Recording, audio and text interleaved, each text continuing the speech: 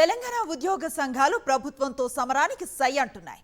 RTC కార్మికులు మంగళవారం నుంచి సమ్మెకు దిగనున్నారు. ఉద్యోగ సంఘాలు యాక్షన్ ప్లాన్ ప్రకటించాయి. ముఖ్యమంత్రి మొదలు ఉన్నతాధికారుల వరకు అనేక సార్లు వినతి పత్రాలు ఇచ్చినా స్పందన లేదని సంఘాలు అసహనాన్ని వ్యక్తం చేస్తున్నాయి. సమ్మె చేయాల్సిన పరిస్థితి ప్రభుత్వమే కల్పించిందని అంటున్నారు ఉద్యోగ కార్మిక సంఘాల నేతలు. అసెంబ్లీ ఎన్నికల సమయంలో కాంగ్రెస్ పార్టీ ప్రభుత్వ ఉద్యోగులకు మేనిఫెస్టోలో పలు హామీలు ప్రకటించింది.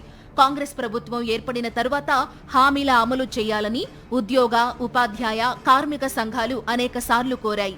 ముఖ్యమంత్రి రేవంత్ రెడ్డితో సహా సంబంధిత మంత్రులు, ఉన్నతాధికారులను కలిసి వినతి పత్రాలు ఇస్తూ వస్తోంది ప్రభుత్వ ఉద్యోగ, ఉపాధ్యాయ, కార్మిక సంఘాల జేఏసీ.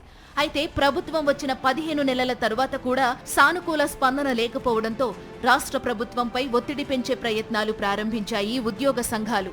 రాష్ట్ర ప్రభుత్వ వైఖరితో 13 లక్షల కుటుంబాలు సంక్షోభంలోకి వెళుతున్నాయని ఉద్యోగ, ఉపాధ్యాయ, కార్మిక, పెన్షనర్ల జేఏసీ వ్యక్తం చేస్తోంది.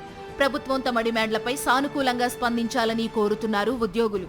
పెండింగ్ బిల్స్ ను క్లియర్ చేయడంతో పాటు 5 డిఏలు వెంటనే విడుదల చేయాలని డిమాండ్ చేస్తోంది ప్రభుత్వ ఉద్యోగుల జేఏసీ.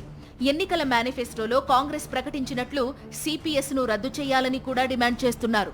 డిమాండ్ల సాధన కోసం ప్రభుత్వంపై ఒత్తిడి పెంచేందుకు వచ్చే నెల 9న ఇందిరా పార్కులో మహాధర్నా నిర్వహించేందుకు సిద్ధమవుతున్నారు.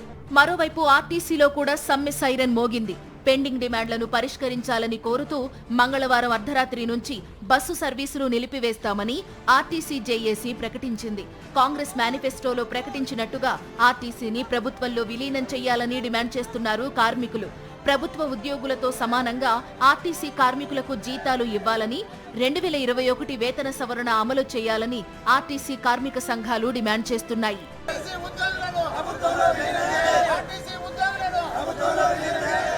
మొత్తంగా ప్రభుత్వ ఉద్యోగులకు కాంగ్రెస్ సర్కార్కు మధ్య గ్యాప్ పెరుగుతున్నదా అన్న చర్చ సెక్రటేరియట్లో మొదలైంది.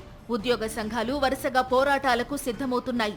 మరి రేవంత్ సర్కార్ ఈ సమస్యని ఎలా డీల్ చేస్తుందో చూడాలి.